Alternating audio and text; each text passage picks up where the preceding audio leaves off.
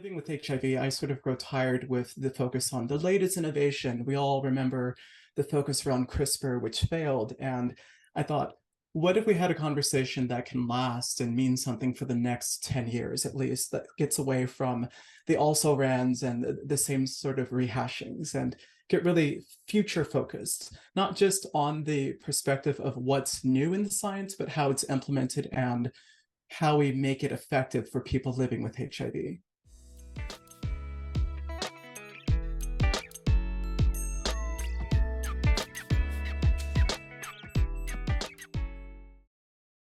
Yes, founder syndrome. This is something that a number of HIV activists have spoken about to me, wherein you see people who were there at the very beginning, they were on the grounds, they were working with the activists, and they get so caught up and hyped up in it that they can't quite let go or prepare people to take over. And we've all seen what happens when someone who is fantastic suddenly dies and there's no succession plan.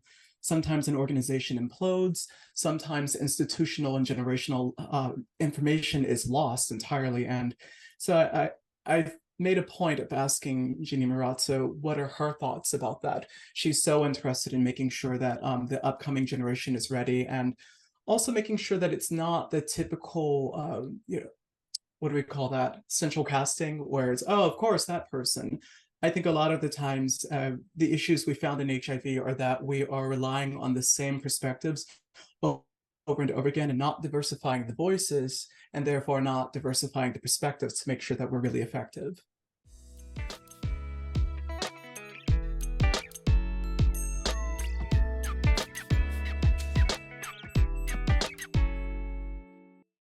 I do.